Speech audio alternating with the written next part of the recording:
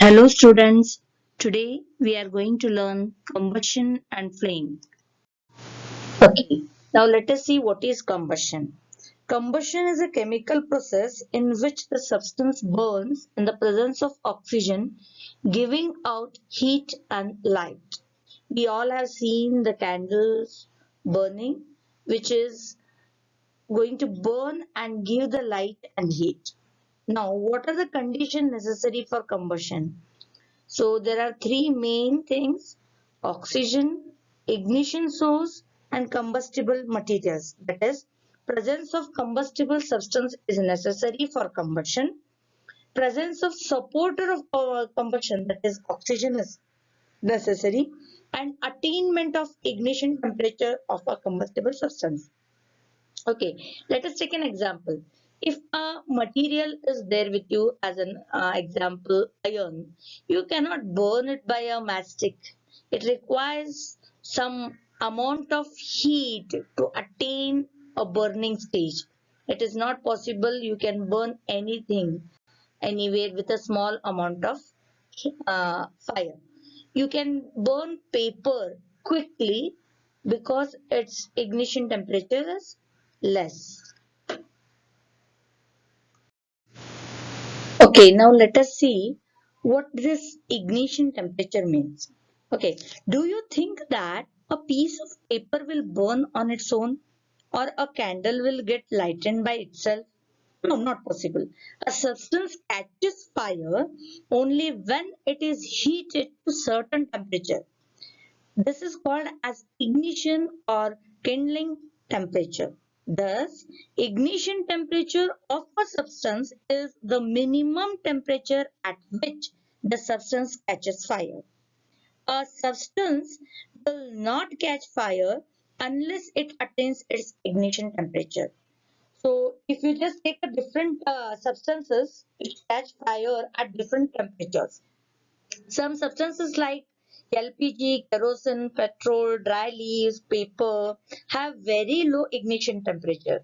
So while others like log of wood are having a high temperature as an ignition temperature. It requires high temperature, then only they set for fire. Okay, this is called as ignition temperature. Okay, let us see now. Air is necessary for burning, or you can say supporter of combustion is the oxygen which is present inside the air.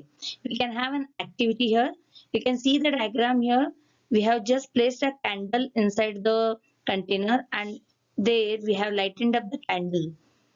And the substance that helps in the process of combustion is called supporter of combustion. Oxygen is a supporter of combustion. Combustion is in fact the oxidation of the substance to give heat and light. The process of combustion stops if supply of oxygen is cut off. Thus, the presence of supporter of combustion is essential for combustion to take place. So here, until the candle gets the oxygen, the candle burns. As soon as the oxygen content inside the container reduces, the candle will be turned off. So we can say that oxygen is the supporter for combustion. So here you can see the ignition temperature. The three different examples I have shown here. The minimum temperature at which a substance catches fire and burns is called ignition temperature. So it is separate for different substances.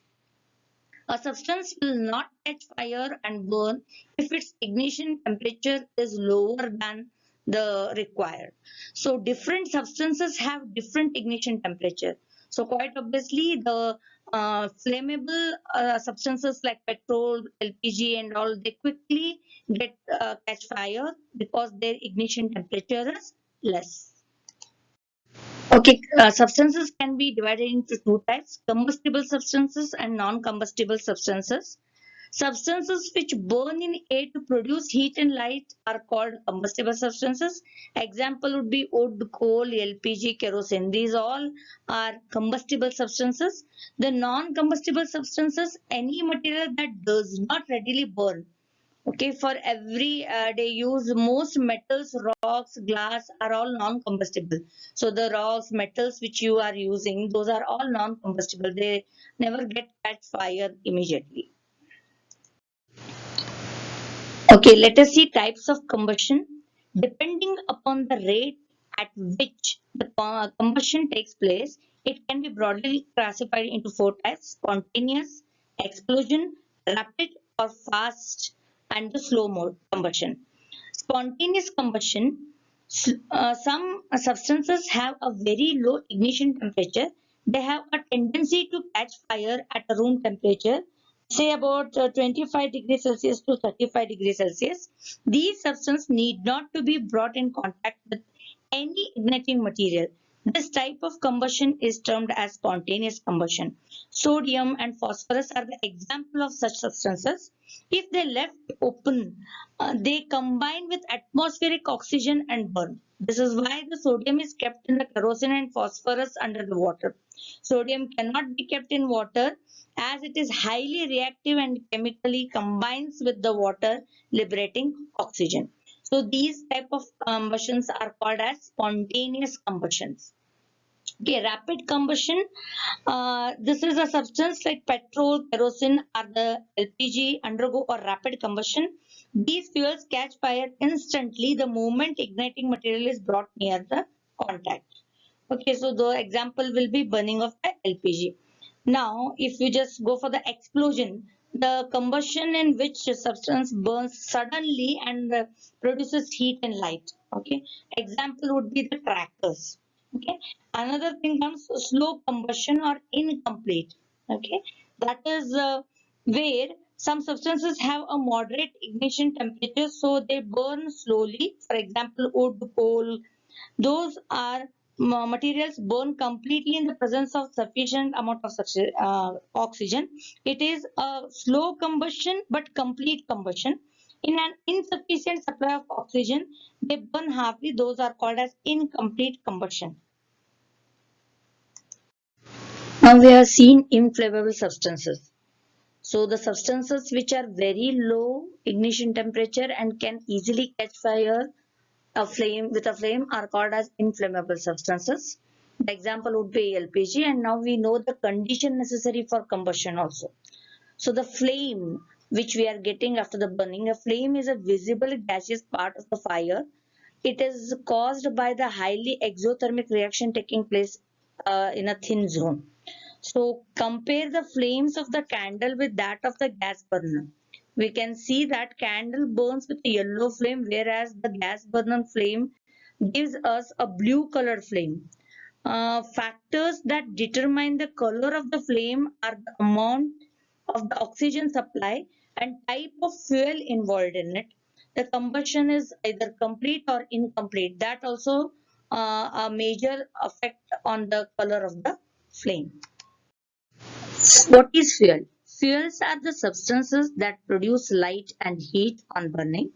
Combustible substances like wood, coal, petroleum, kerosene, paraffin wax, and natural gas are the fuels. They release energy in the form of heat on burning. However, all combustible substances are not fuels, but all fuels are combustible substances. You know that paper and cloth are combustible substances, but you do not burn paper or cloth to make food, right?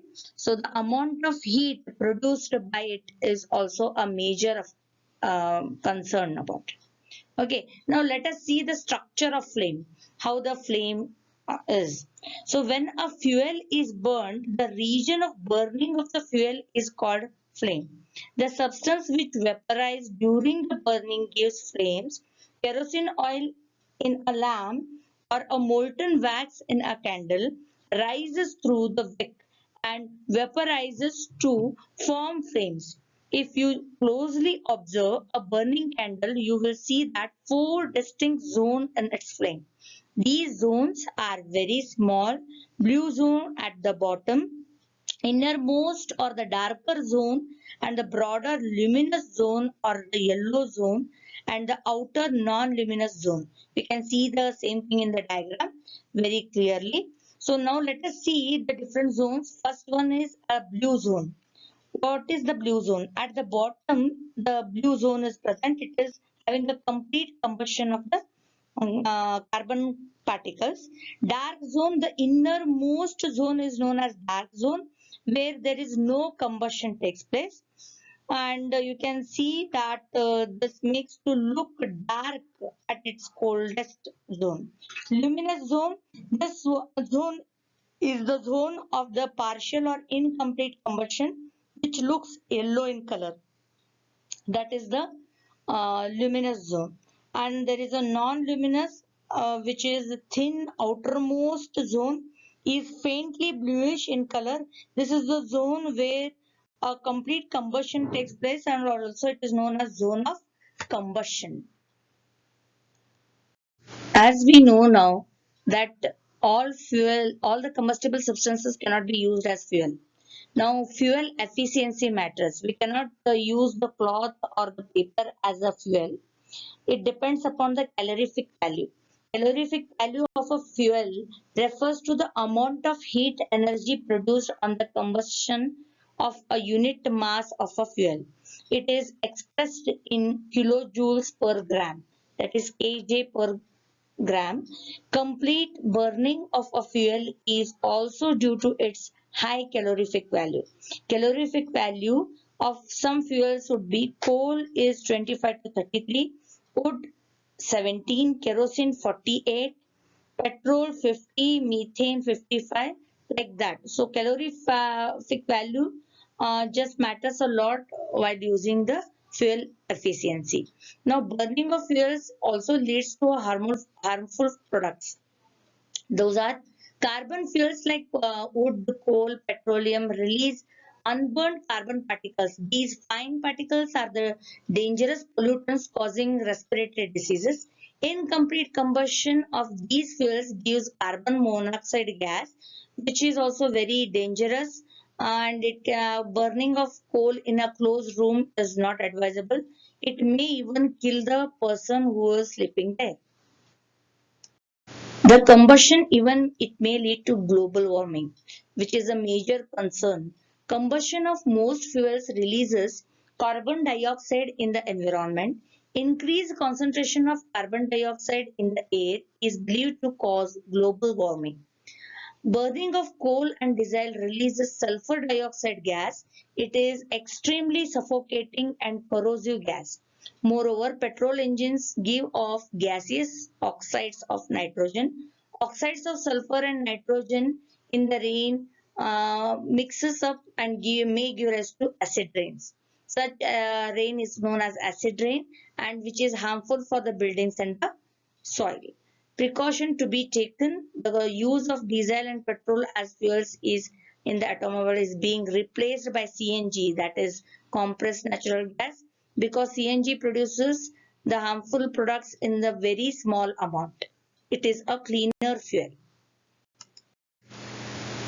Methods of controlling fire: by using water. Water is the most common fire extinguisher. It can be used only when materials like wood, paper, etc. are set on fire. Water cannot be used if electrical equipments are on fire, because water conducts electricity and can harm those trying to put out the fire.